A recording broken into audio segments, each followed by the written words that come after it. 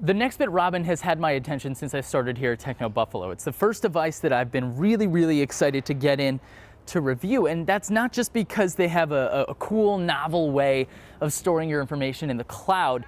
It's also because it's the first device that really has a chance to make it out of Kickstarter alive and not fall flat on its face. So, with that in mind, I've got some good news for you. They did it, I think. It's not perfect, there are some issues with it, but because of the price and the execution on a number of the things about it, it really does make it the phone to beat in the price range. If you want to know why, let's go find out.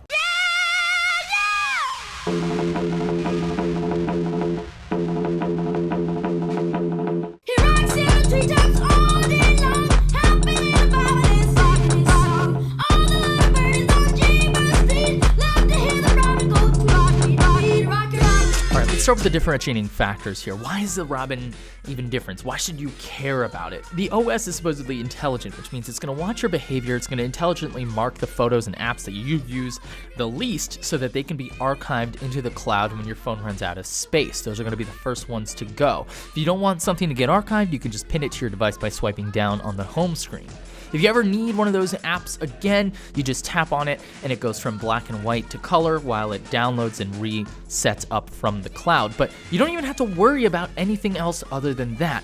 Everything is still intact, all your data is still there, you're still logged into all your services. The only thing that Nextbit is doing is archiving the APK from the device. Now, there's been a lot of chatter about whether or not this is ultimately a useful feature. Lots of people are saying data consumption, accessibility while you're offline, device performance, these could all be problems, but you know what? In practice, it totally works. It's not something that you're gonna use every day, but it totally works. If we're being perfectly honest with one another, I'm not sure that this is the right solution to the problem of limited space in our pockets. Look, it's clever, it's demonstrative of what Nextbit is capable of, but I'm confused as to why anybody needs more than 32 gigs on a mobile device this day anyways. That said, I get it. I see what they're going for. It's just, I'm not sure that this is the best way to solve that problem. Either way, they needed something to differentiate themselves, and that is exactly what they did. The Robin is completely different from every other device that you can find on the market. And that's not just because of how it's been made. It looks different, it feels different, the OS feels different. It feels like a device that was made for the consumer, not for the manufacturer. I have not fallen so hard for a device in really what feels like years. The 5X did a pretty decent job of imitating the Nexus 5, but that special feeling that I had when I felt the original Nexus 5 in my hand, this is the first time I felt it replicated since. The Robin just feels great in the hand. I keep reaching out to pick it up, just to hold it again. The case is polycarbonate, super soft touch. The colors are super striking, and each and every single little individual tiny element on the exterior of the device feels like it was put there to be looked at. I gotta be honest, this is the best device that I have felt in my hand to date since starting at Techno Buffalo. The build is just phenomenal. The performance was actually really good too. I didn't expect too much. It's only a Snapdragon 808 under the hood, but it is on par with this past year's Moto X, and it even performs better than an Nexus 5X, believe it or not. You are gonna get occasional stutters if there's something crazy going on, playing a game, something like that, but it never really harshes the experience so much that I was upset by it. Never locked up, never rebooted, and it has been handling my gaming habits with absolute ease. The screen on the Nextbit Robin is fine. It's not amazing, but it definitely gets the job done. The colors are a little bit washed out.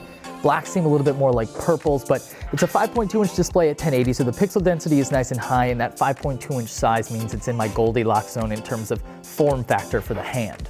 Then there's the major problem of outdoor visibility, which is pretty darn poor on the Robin. As I mentioned at the top of the video, look, this thing isn't without its faults, and this is definitely one of the places that it falls a little bit short. This is one of the few times that I can justify making an exception for some below average components in favor of putting a lot more stake in what the device actually stands for and represents. While I am super impressed that Nextbit was able to get Marshmallow on the Robin for launch, I'm kind of confused about some of the software choices they made. The implementation of the features that they need in the home screen seems really kludgy, and I'm not sure why there's a floating action button there just taking up space. It seems to me that they could have just as easily kept the app drawer and used a long press or a swipe on the app drawer to get the functionality that they needed for the custom features that they built into Android. The battery life on the Nextbit Robin was just barely above average. I am totally able to make it through a full day, no problem. I still have more than enough juice in the tank by the end of the day. And yeah, I'm using this for gaming, I'm using it for email, music, connectivity, you name it. So the battery is totally able to stand up to a full day. If you want to stretch it to 2 days, you could probably get away with 1.5. The camera is also one of the things that I think falls a little bit short. The front-facing one's really bad. It doesn't do very well in low light at all. Super grainy. If you're gonna use your front-facing camera for things like Snapchat, you're probably fine, but don't expect to be taking anything groundbreaking on the front-facing camera. The rear-facing camera is sort of a similar situation. Does not perform very well in low light, and the software just kind of can't keep up. That said, Nextbit has said that there are fixes already on their way, so here's hoping that that gets fixed in the very near future. At the very least, just like with the home screen, nothing that they've added to Android here gets in the way of anything else working. You absolutely still can use Dropbox or Google Photos to back up your images, no problem. I'm holding out hope here that Nextbit gets their camera up to snuff because I really want to love this device, but without an above average camera, I can only really like it. The Robin's grassroots heritage really makes this a truly historical debut for the industry.